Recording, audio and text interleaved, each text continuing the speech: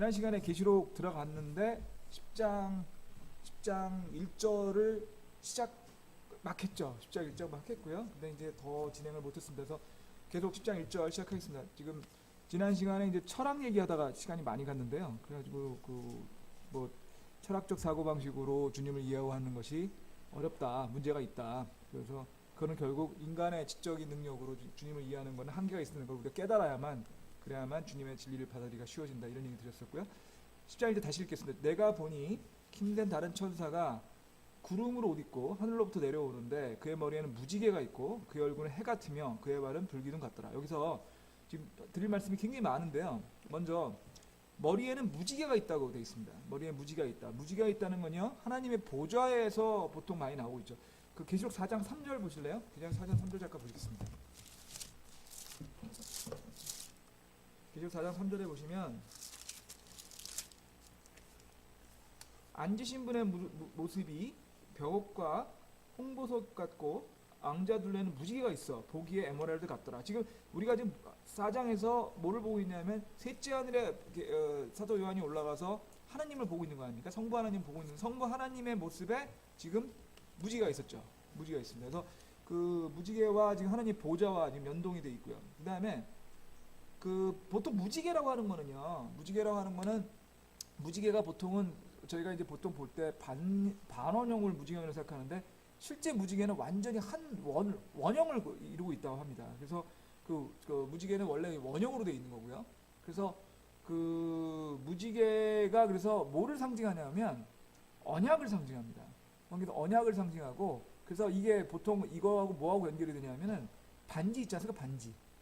반지가 동그랗게 생겼잖아요. 그래서 반지를 보통 이 무지개가 마치 원형이 그 언약을 상징하듯이 반지도 원형을 만들어서 원약을 상징하죠. 그래서 저희가 뭐 결혼 반지나 약혼 반지나 하면 뭐 보통 그 원형으로 된 반지를 쓰지 않습니까? 그래서 그런 그 무지개의 그 원형이 결국은 반지의 모양과 연결돼 있고 언약을 상징하고, 그래서 언약을 느끼고 그런 걸 얘기하고 있는데, 좀 이따 이제 이 언약이 왜 그러면 지금 나오냐면요.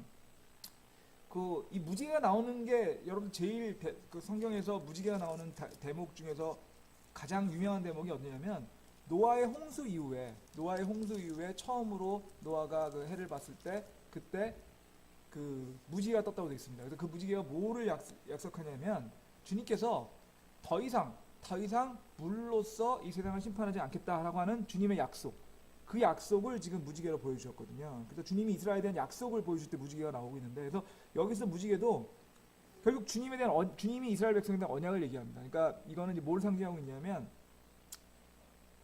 심판을 하시지만, 주님이 환란을 주셔서 심판을 하시지만, 그렇지만 이스라엘 백성들에 대한 주님의 약속은 그냥 유지되고 있다라는 것을 상징하는 겁니다. 그래서 여기 보면 해 같다는, 그러니까 무지개 같다는 얘기가 있고요. 그 다음 보시면 발은 불기둥 같다고 되어 있습니다. 기둥이라고 하는 것은 보통 견고한 걸 얘기하는데, 불기둥이라고 하는 것은 뭐를 상징하냐면 심판을 상징합니다. 거룩한 심판, 공의로운 심판. 그러니까 이제 이 땅을 주님이 심판하신다라는 말에서 불기둥이라는 말이 나와 있습니다. 그래서 그 무지개가 같고 불기둥 같은 게, 그러니까 주님의 언약과 주님의 심판. 무지개는 언약, 불기둥은 심판, 이렇게 상징을 하죠. 그리고 밟는다는 말이 뭐를 얘기하냐면은 소유권을 얘기합니다. 뒤에가 또 나올 텐데요. 뒤에 다시 얘기 드리지만, 여러분들이 이제 보면은 땅을 밟는다, 그거는 이제 땅으로 그걸 얻는다, 이런 뜻이거든요. 지금 소유권을 얘기하는데 고린도전서 10장 26절에 보시면 이는 땅과 거기 충만한 것이 주의 것이기 때문이다, 이렇게 되어 있습니다. 그래서 보통 발로 밟는 거를 소유를 한다, 이렇게 되는데, 사실 이거를 좀 잘못 이해하셔가지고 좀 약간 무리 일으키는 데 중에서 이제 여러분들 혹시 땅 밟기란 말 들으셨어요? 땅 밟기? 그러니까 뭐냐면은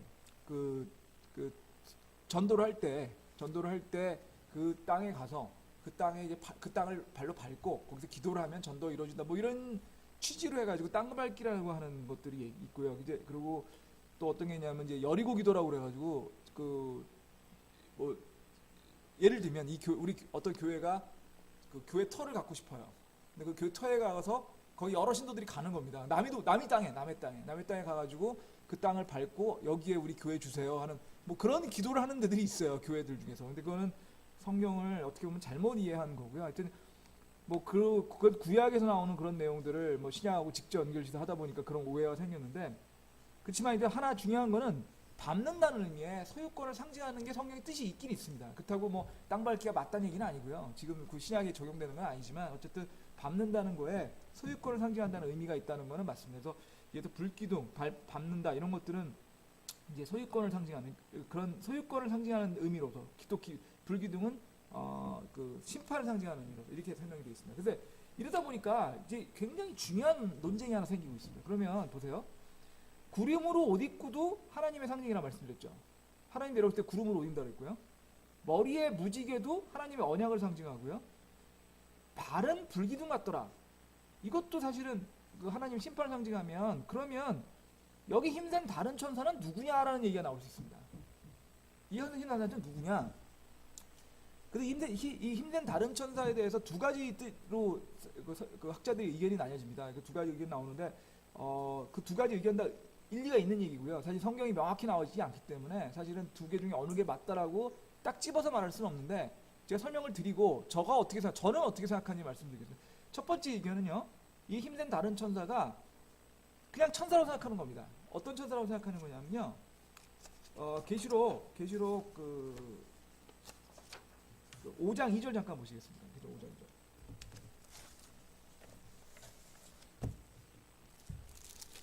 계시록 5장 2절에 보시면, 또 내가 봄에 한 힘센 천사가 큰 음성으로 공포하기를 누가 그 책을 펴며 그것들의 봉인들을 떼기 합당하냐 하되, 이렇게 돼 있거든요. 그때 이게 보면 5장이 셋째 하늘에서 7봉인 심판을 시작할 때 7봉인이 묶여 있는 책을 이게 누가 뜰 거냐 이 얘기하는 힘센 천사거든요. 근데 나중에 다시 얘기 드리겠지만, 우리가 배우고 있는 우리 그 10장에서 지금 보면은 역시 여기도 책이 나오지 않습니까? 책이 10장 2절에 보시면 그가 펴놓은 작은 책, 여기도 책이 나와요. 그래서 10장의 제목이 힘센 천사와 작은 책이거든요. 그래서 5장 2절에 있는 책과 10장 2절에 있는 책이 기본적으로 같은 겁니다.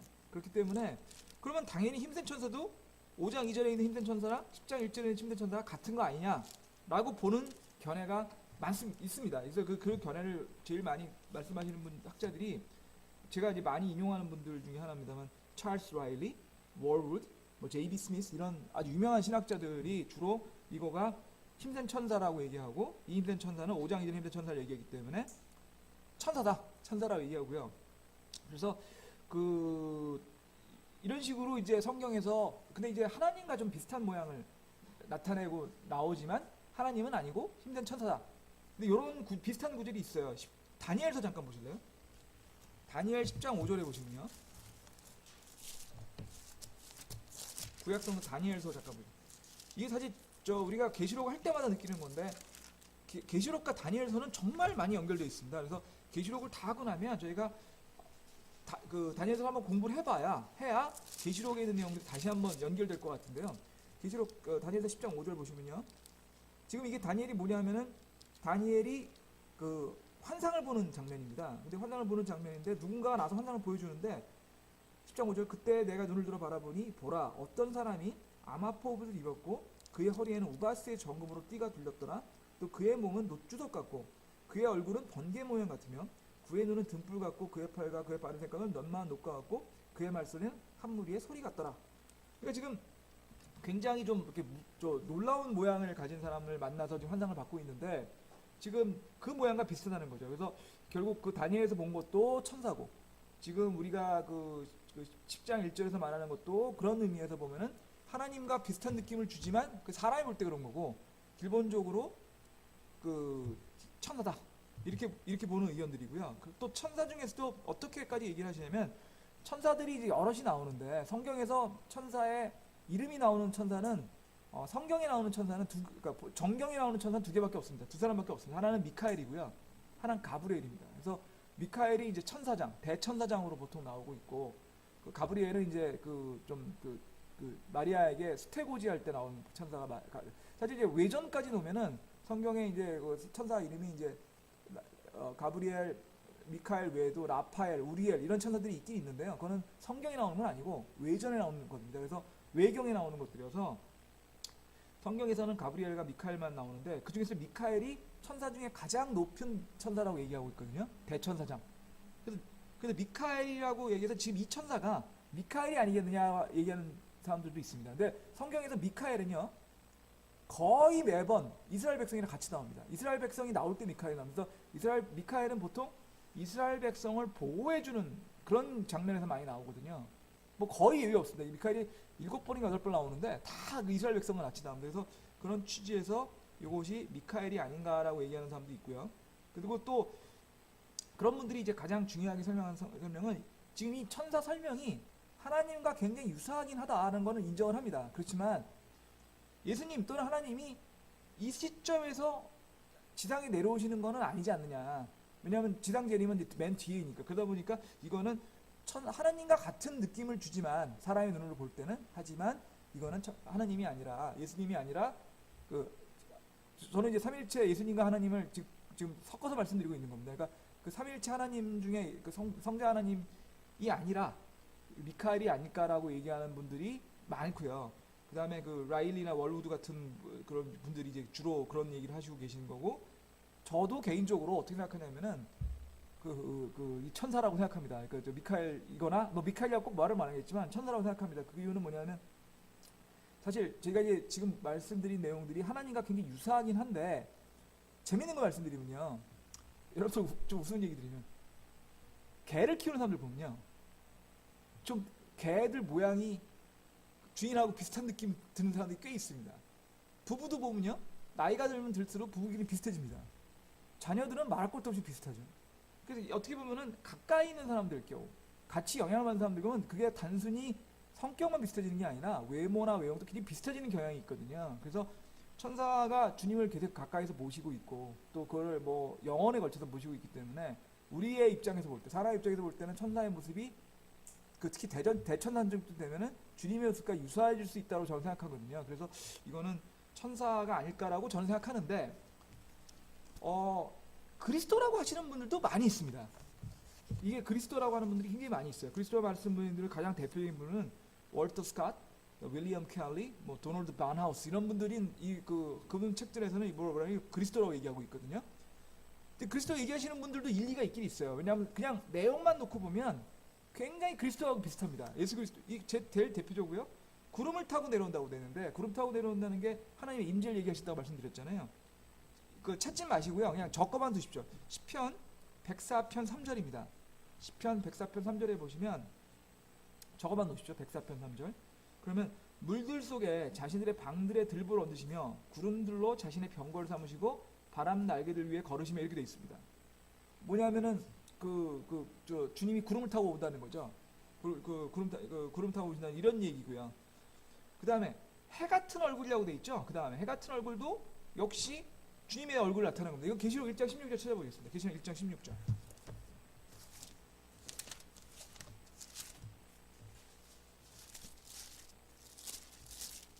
1장 16절 어떻게 되어 있죠? 그분의 두 발은 그러니까 그분의 오른손은 7별이고 그분의 입에서는 양날간이 그런 크랭하고 그분의 용모는 해가 세차게 빛나는 것 같더라. 계시록 1장 16절 나오시는 분은 분명히 예수 그리스도시거든요. 그러니까 그 그리스도의 해 같은 얼굴과 같다는 거죠. 근데 해 같다라고 하는 설명이 구약에도 있습니다. 말라기서 잠깐 보실래요? 말라기서. 학개스가라 말라기입니다. 맨 뒷거. 구약의 맨 뒤에.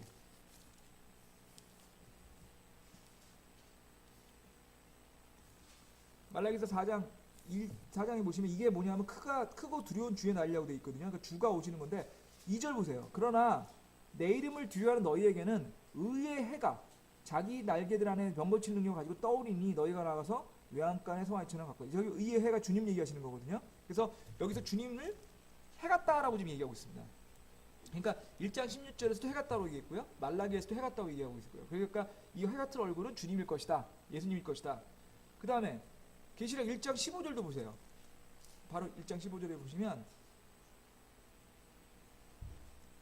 그분의 두 발은 용광로에서 달궈낸 정제된 녹 같으며 그분의 음성은 많은 물소리와 같고 이렇게 돼 있죠. 그러니까 여기서도 또 이 불기둥 같은 발이라는 얘기가 또 그 예수 그리스도의 이름의 표현과 굉장히 유사하다는 게 나오고 있고요. 또 발로 이제 그 땅을 밟는다는 게 또 어디 나오냐면 스가랴서 잠깐 보실래요? 스가랴서. 아까 말라기서 바로 앞에 있습니다. 스가랴서. 스가랴서 14장.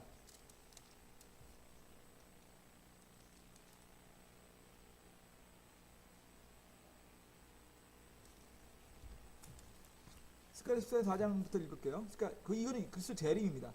그날에 그분의 발이 예루살렘 동쪽에 있는 올리브산에 설 것이요 올리브산이 거기 한가운데 동쪽과 서쪽으로 갈라지므로 심히 큰 골짜기가 생길 것이며 그 산의 반은 북쪽으로 그 산의 남은 남쪽으로 이동하리라. 그리고 5장 뒤쪽에 보시면 또 주 내 하나님께서 임하실 것이요 이렇게 되어 있습니다. 그러니까 주님께서 직접 오셔서 발을 올리브산에 지지신다는 얘기예요. 그죠? 그러다 보니까 이 불기둥 같은 발도 이 계시록 1장 15절뿐만 아니라 스가랴서 14장 4절 비교해 보면 주님이 이 세상에 오셔서 발을 내디시니까 그거를 얘기하는 거라고 볼 수 있습니다. 그러니까 이것도 굉장히 주님이 하시죠. 그래서 또 그런 점에서 이 모양이 굉장히 좀 뭐랄까 주님의 모양과 같다 이렇게 얘기하시는 분들이 꽤 있습니다. 꽤 있고요. 그러고 나서 또 뭐라 그러냐면 그러면 아니 주님은 주님이지 주님이라고 얘기하지 왜 그럼 굳이 하나님의 천사라고 얘기하느냐라고 얘기를 하면 또 이분들은 뭐라고 얘기하냐면 신약과 구약에서는 예수 그리스도를 천사라고 얘기하는 대목들이 있습니다. 그러니까 왜냐하면 천사라는 것은 원래 하나님의 사도라는 뜻이잖아요. 하나님의 뭐랄까 심부름꾼이라는 뜻이거든요. 천사라는 말 자체가. 그러다 보니까 인간의 몸을 입기 전에 예수 그리스도가 이렇게 하나님 대신에 나타나시는 경우에 하나님 예수님 그리스도의 현현을 나타나심을 천사라고 설명한 구절들이 꽤 있습니다, 성경에. 그래서 뭐 몇 구절만 찾아보면요. 이거는 뭐 너무 많으니까 제가 이제 읽어드릴게요. 창세기 21장 7절에 보시면 이게 언제냐면은 하갈 아시죠? 하갈이 이스마엘을 데리고 그 광야로 도망갔을 때 그때 어떻게 되냐면 하나님께서 그 아이의 목소리를 들으셨으니 그 다음에 중요합니다. 하나님의 천사가 하늘에서 하갈을 불러 그녀에게 말하기를 하갈아 너희가 너를 괴롭히느냐 두려워 말라 이는 하나님께서 아이가 있는 곳에 그의 목소리를 들으셨습니다. 보세요. 하나님께서 그 아이 목소리를 들으셨으니 하고 그 다음 구절에 하나님의 천사가라고 되어 있어요. 그러니까 하나님과 하나님의 천사가 연결되어 있는 거죠. 그래서 그러다 보니까 이게 아들 하나님 예수님이라고 보는 견해가 많이 있습니다. 그래서 이게 있고요. 또 창세기 31장 11절은 뭐냐면 야곱에 대한 얘기인데 야곱에 나타난 것도 하나님의 천사가 꿈에 내게 말씀하시길 야곱아 하시기에 내가 말하길 내가 여기 있나이다 이렇게 얘기되어 있습니다. 거기서도 하나님의 천사가 나오고요. 그 다음에 사사기 6장 20절에 보시면 사사기 6장 20절입니다. 사사기 6장 20절에 뭐라 하냐면 하나님의 천사가 그에게 말씀하시기를 고기와 누룩 없는 빵을 가져가 이 반석에 넣고 국물을 부으라 하시니 그가 그대로 하였더라. 이렇게 되어 있고요. 또 사도행전에 보시면 이걸 한번 찾아볼게요. 사도행전 27장 23절. 이게 사실은 가장 예수님께서 하나님 천사라고 불릴 수 있다는 근거 규정이기 때문에 이건 찾아보겠습니다. 사도행전 27장 23절.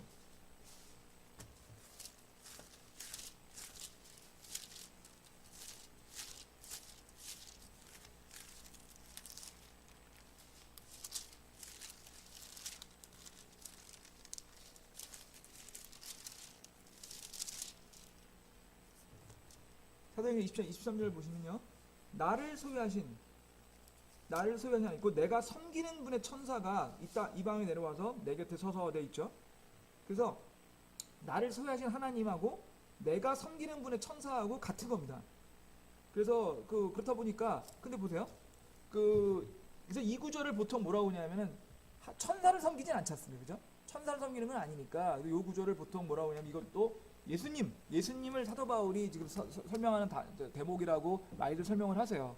그래서 이 구절이 보통 신약에서도 예수님이 하나님의 몸을 입지 않은 상태일 경우, 사람의 몸을 입으면 예수님이시고요. 사람의 몸을 입지 않았을 때에 성자 하나님은 이렇게 하나님의 천사라는 이름으로 불릴 수도 있다라는 얘기들을 많이 하세요. 그래서 결과적으로 그런 분들의 주장은 뭐냐면 하나님의 천사라고 했지만 이거는 하나님의 천사라는 게 예수님을 나타내는 구절일 경우도 있으니까 예수님일 수 있고 무엇보다도 모양이 무지개를 쓰고 구름을 타고 불기둥이 있고 그 다음에 이렇게 돼 있으니까 이거는 예수님일 거라고 보시는 분들이 아까 말씀드린 월터 스캇, 윌리엄 켈리, 도널드 바나우스 같은 분들입니다.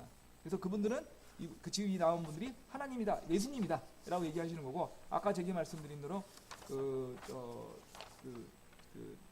라일리, 찰스 라일리 아니면은 이제 월우드 이런 분들은 그게 아니고 그냥 천사다. 천사인데 천사 중에서 가장 능력 있는 권능 있는 천사인 미카엘일 것이다. 이렇게 얘기하는 게 있고요. 근데 그냥 제 의견입니다. 이건 저는 제가 뭐 라일리나 아니면 뭐 그 여기 있는 제이비 스미스 같은 분들만큼 아는 건 아니니까 그냥 저는 이 두 개를 보고 제가 이해하기로는 이거는 천사가 아닐까. 왜냐하면은 천사도 그 아까 그 계시록 5장 이전에 나온 천사와 여기 다 힘센 천사라고 얘기했고 둘 다 책을 가지고 나오기 때문에 그 책도 같은 책이니까 그렇다 그러면 이것도 천사가 아닐까 생각이 들고요. 근데 하나 분명한 점은 이 천사는 그냥 천사보다 훨씬 힘이 센 천사고 첫 번째. 두 번째는 권능 있는 사람이라는 얘기고, 두 번째는 이 천사는 예수 그리스도의 품성과 모양을 형상을 많이 닮았다. 그만큼 굉장히 좀 그 천사 중에서는 그러니까 거의 예수 그리스도에 가까울 정도로 아주 좀 높은 지위에 있는 천사가 아닐까 이런 정도로 생각을 합니다. 근데 중요하지 않습니다. 이게 솔직히 말씀드려서 예수 그리스도도 되고요. 천사라도 상관은 없습니다. 이게 자꾸 말씀드리지만 성경을 이해하실 때 여러분들 모든 것이 100% 성경에 명확히 나와 있는 구절들이 있습니다. 뭐 구원은 은혜로 받는다. 그거가 아니다로 하면 그건 말이 안 되는 거죠. 삼위일체 그게 아니다. 그건 말이 안 됩니다. 하지만 성경이 명확하지 않은 구절들이 있음에도 불구하고 그 구절들에 대해서 모든 사람의 의견이 똑같았으면 없어요. 그게 똑같다고 생각하실 수가 없습니다. 그거는 똑같은 게 이상한 거예요. 똑같은 게. 왜냐면 성경이 명확하지 않은데 이 구절을 보면 이렇고 저 구절 저렇고 제가 말씀 많이 드렸잖아요. 그러니까 뭐 입다의 딸도 그렇고요. 뭐 갭 이론도 그렇고요. 뭐 여러 가지 지금 이것도 마찬가지입니다. 이것도 여러 가지 하여튼 애매한 것들이 꽤 있거든요. 그 경우에는 여러분들이 그냥 여러분들이 생각하실 수 있는 거로 어느 거든 그냥 믿으시면 돼요. 믿으시면 되고 그것이 다른 사람들이 여러분들 의견하고 다르다고 해서 그거를 반박하실 필요도 없고요. 그분들의 의견을 들어보세요. 그냥 그분들은 이렇게 생각할 수 있겠구나. 그분들 하나님 사랑하셔서 얘기하시는 거 아닙니까? 그러면 그럼 저렇게 볼 수도 있겠네. 맞겠네. 이렇게 생각하시면 되는 거지. 그걸 갖고서 여러분들이 뭐 싸우실 일은 전혀 없습니다. 그리고 사실 뭐 제가 저는 뭐 이게 사업을 하다 보면 뭐 가끔 그런 이게 큰 틀에서 기본적인 게 맞다면 그 틀 안에서 작은 것들이 살았을 때 그걸 서로 포용할 수 있는 게 되게 중요합니다. 안 그러면 싸울 일밖에 없거든요. 그러니까 항상 그런 생각하시고 요거는 예수 그리스도로 볼 수도 있고 그리고 제가 믿듯이 힘센 천사 또는 미카엘로 믿어도 상관없는데 중요한 거는 예수 그리스도를 굉장히 닮았다. 이게 누구든 간에 예수 그리스도를 닮았다. 예수 그리스도거나 아니면 예수 그리스도를 굉장히 닮았다. 근데 저는 그건 당연할 것 같아요.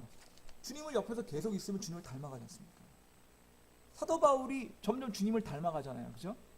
사울일 때 사도 바울하고 바울일 때 사도 바울은 다르지 않습니까? 사도 바울은 정말 우리 성경에 나오는 그 누구보다 주님을 닮은 사람 아닙니까?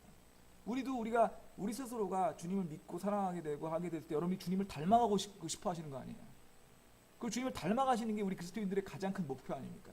그러면 주님을 계속 옆에 있는 사람이 주님을 안 닮아가면 맞겠습니까? 그죠? 근데 이게 당연한 게요.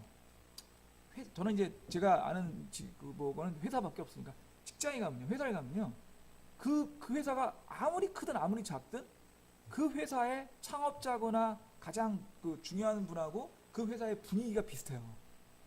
그리고 그게 모든 직원들도 비슷해집니다. 그래서 특히 사장급이나 아니면 높은 사람들 되시면요, 오너랑 굉장히 비슷합니다. 근데 그건 당연한 게 비슷한 사람만 위에 올라가거든요. 비슷하게 올라오니까 예를 들면 오너가 굉장히 검소하고 소박하고 굉장히 이렇게 뭐 보통 다 그러긴 하시는데 그런 분들이면 전문 경영이나 직원들도 굉장히 검소하고 소박한 편이고요. 또 오너들이 좀 약간 좀 이렇게 뭐랄까 좀 이렇게 뭐 그런 오너는 별로 없는데 조금 뭐 가끔 보면은 좀 이렇게 좀 허세라고 그럴까요? 뭐 그런 부분을 좋아하는 데는 또 회사가 또 그래요. 그러니까 결국 오너들의 성격하고 굉장히 유사해집니다. 하나님 옆에 있는 천사는 당연한 거 아니겠습니까? 그죠?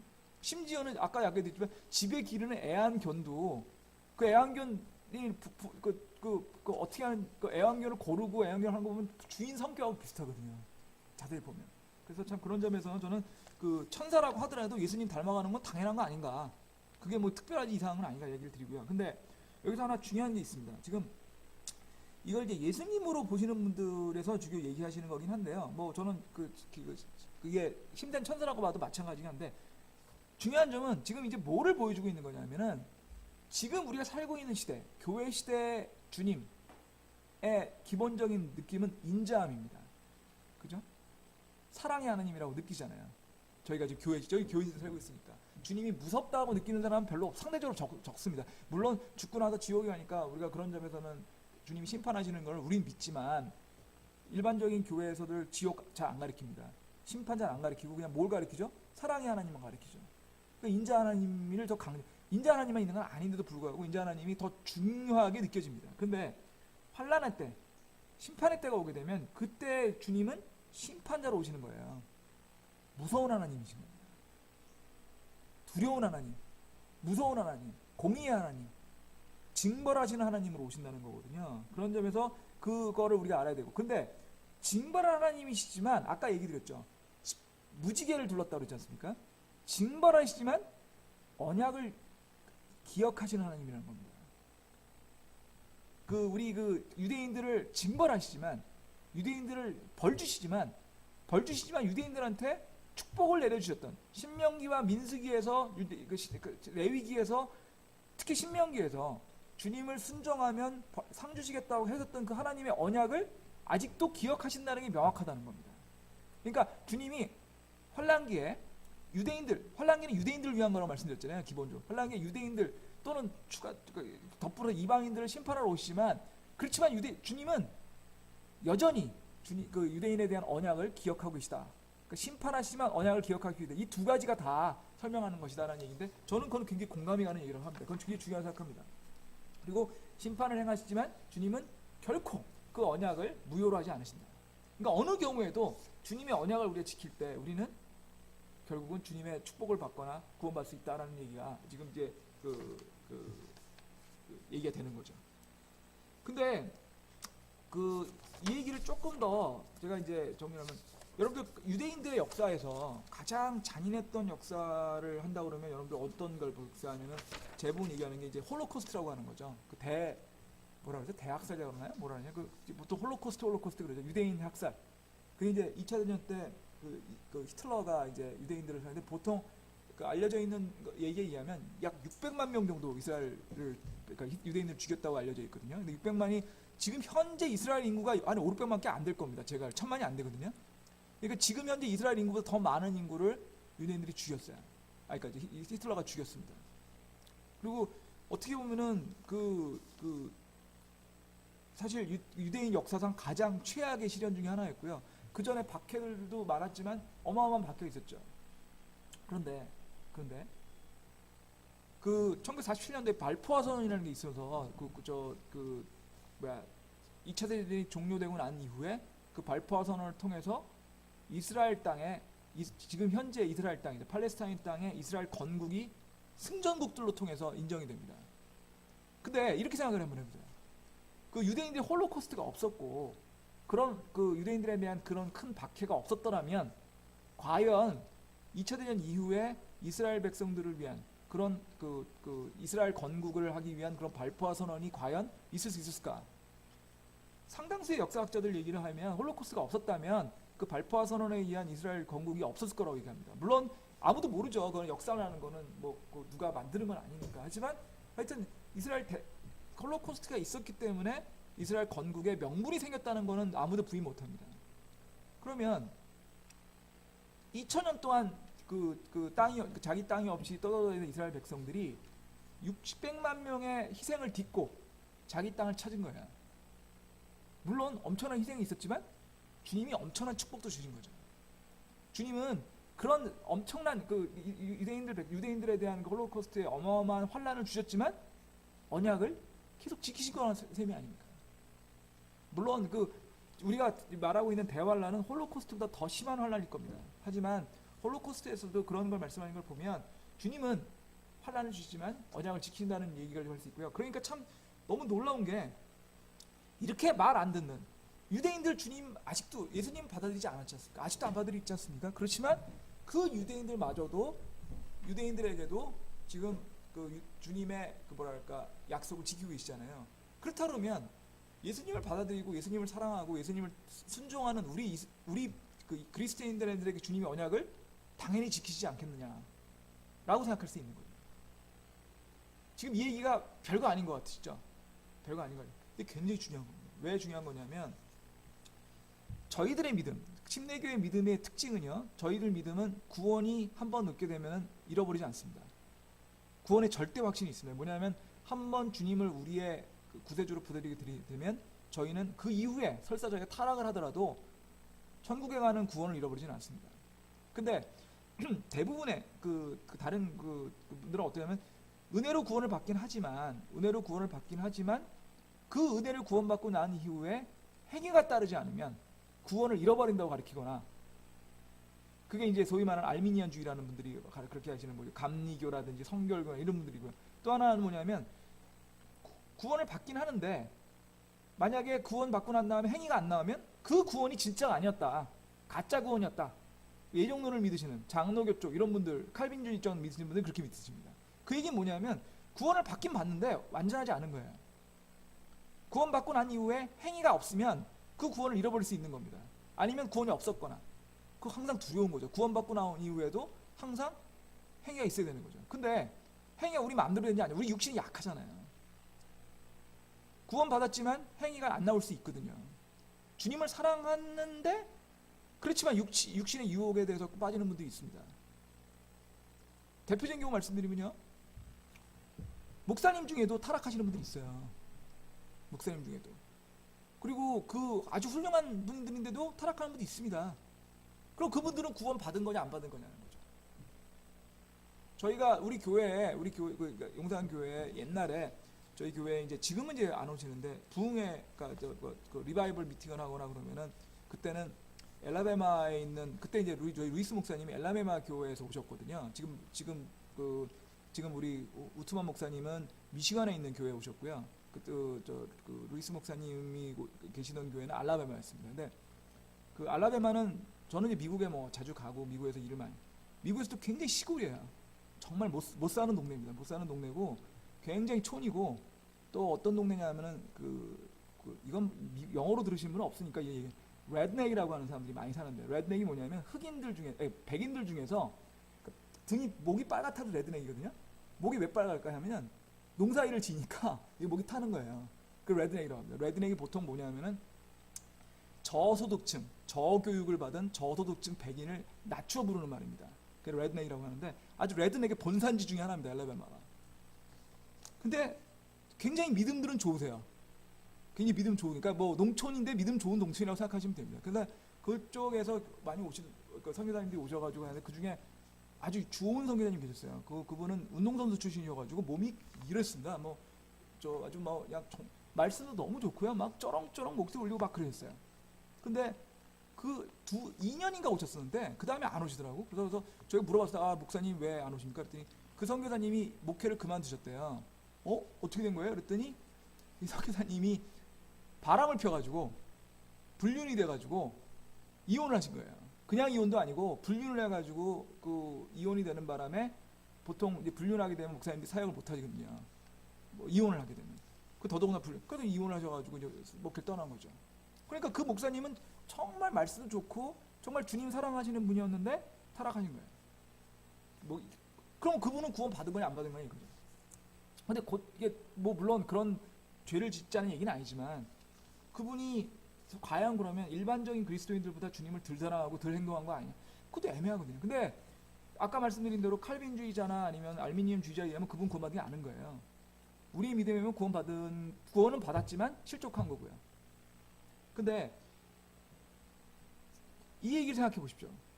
이스라엘 백성들이 얼마나 주님의 언약에도 불구하고, 주님이 구원의 언약을 불구하고 얼마나 주님을 많이 불순종했습니까? 하지만 주님은 이스라엘 백성에 대한 언약을 계속 지키시고 계시거든요. 이해되시죠? 그러면 그렇게 불순종하는 이스라엘 백성들한테 그렇게 언약을 계속 지키신다면 우리한테는 안 그러냐는 거죠. 우리도 구원을 얻었으면 우리가 불순종하고 실족한 일이 있더라도 그 구원을 뺏어가시면 안 된다. 그게 유추가 되는 거죠. 사실 장로교회에 계시던 목사님 한 분이 성경을 읽다가 이 느낌을 받으셨다는 거예요. 장로교회에서는 구원하고도 행동이 안 나면 실족하면 구원을 뺏긴다고 하는데 이스라엘 백성들한테 이렇게 언약을 안 뺏어간 거 하시면 우리도 뺏어가지 말아야 되겠네. 그래서 그분이 장로교회에서 침례교회가 되셨어요. 장로교의 그 믿음이 잘못됐다고 생각하시고 침례교 믿음으로 바꾸셨거든요. 그러니까 지금 이런 점에서 그 언약이 유지된다 한다는 건 굉장히 중요합니다. 그리고 우리의 믿음은 구원을 잃어버리진 않습니다. 근데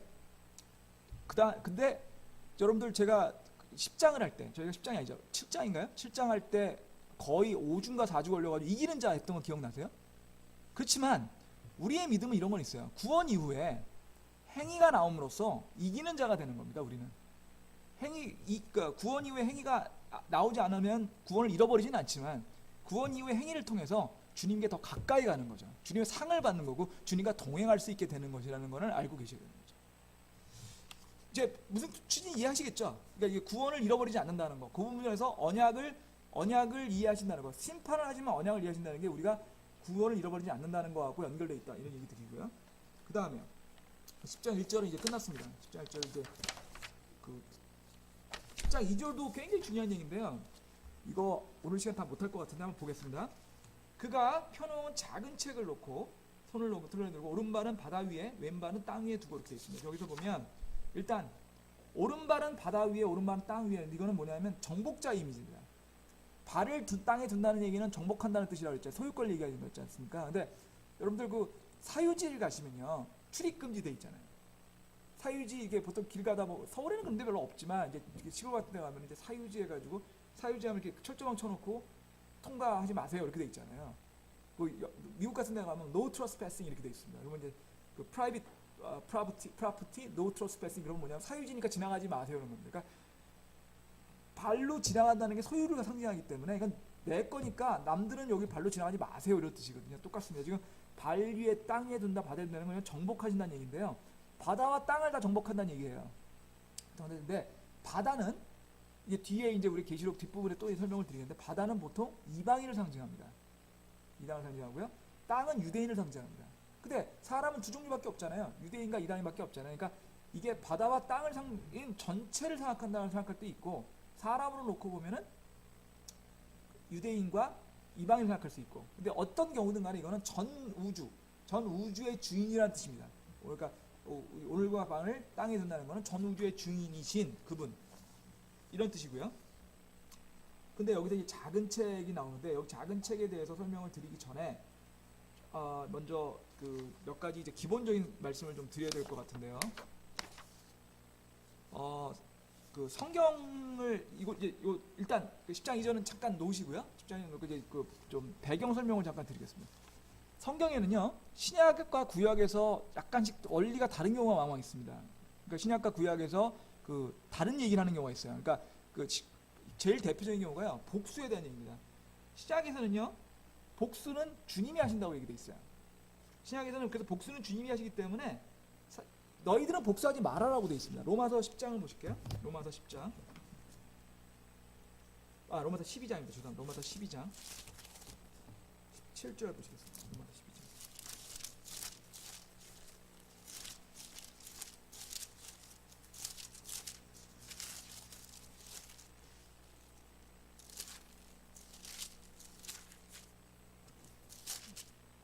(17절에) 보시면요, 아무에게도 악을 악으로 갚지 말고 모든 사람이 눈앞에 정직하게 얘기하라. 가능하다면 너희가 할 수 있는 대로 모든 사람 화평하게 지내라. 극진히 사랑하는 자다 너희 스스로 원수를 갖지 말고 도리어 진노하심에 맡겨라. 기록된 바 원수 갚리는 내 것이니 내가 갚으리라. 주가 말하였노라 하느니라. 그러므로 내 원수가 줄이거든 그를 먹이고 그가 목마르거든 그에게 마실 것을 줄지니 그러므로 내가 그의 머리 위에 숯불을 쌓으리라.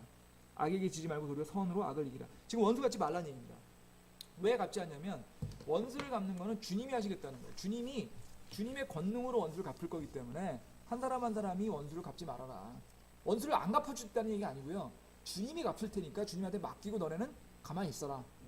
근데 그거는 주님이 가장 원수를 어떻게 정확히 갚을지 아시고 가장 적당한 방법을 아시겠다는 뜻이죠. 그러니까 결국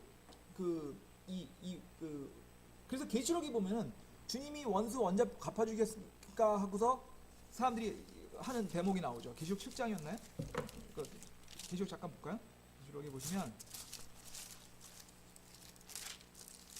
그 6장이죠. 6장에 보시면요, 6장 10절 보시겠습니다. 그들이 큰 음성으로 외쳐 이르되 오 거룩하신 신의 주여 주께서 땅에 거하시는 자를 심판하사 우리 피에 대한 원수를 갚아주시지 아니하신 일이 얼마나 더 지속되리라 하매 그분께서 그들에게 각각 흰 예복을 주시며 또 그들의 종료들과 형제들과 그들도 죽임을 당해 그 숫자 차이까지 그들이 아직 조금 더 안식해야 한다고 그들에게 말씀하시더라. 지금 원수 갚아주세요 그랬다는 거 아닙니까? 지금 그 환난 성도들이 그랬더니 주님이 뭐라 그러셨습니까? 원수를 갚겠다는 거예요. 조금 더 기다리면. 아직 사람이 안 찼으니까 조금 더 기다려라. 그러면 그 다음에 원수 갚겠다. 그럼 이 얘기는 뭐냐면 결국 원수를 갚는 거는 주님이 하시겠다. 그러니까 복수의 권한은 주님에 있다는 얘기입니다. 그죠? 그런데 구약은 다릅니다. 이건 신약의 얘기고요. 구약 시대에는 이 원수 갚는 거에 대한 주님의 명령이 다릅니다. 어떻게 되냐면 주님은 직접적인 원수를 갚도록 허용하셨어요. 직접적으로 원수 갚을 수 있게 해주셨어요. 복수를 갚는 게. 구약 민수기 35장 보실게요. 민수기 35장 19절.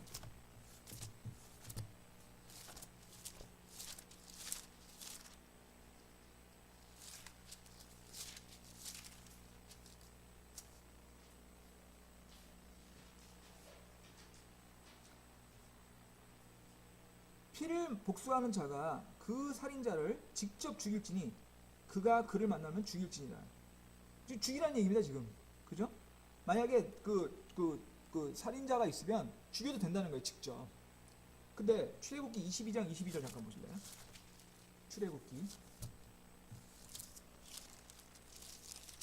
22장 22절.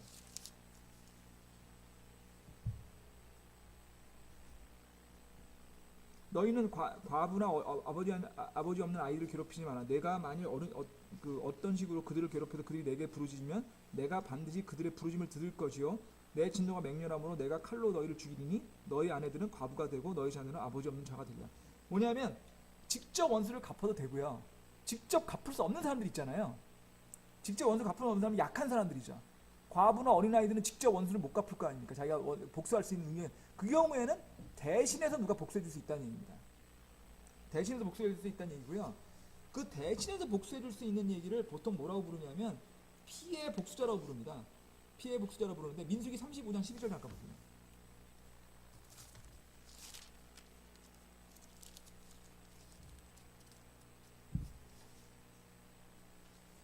민수기 35장 12절이요.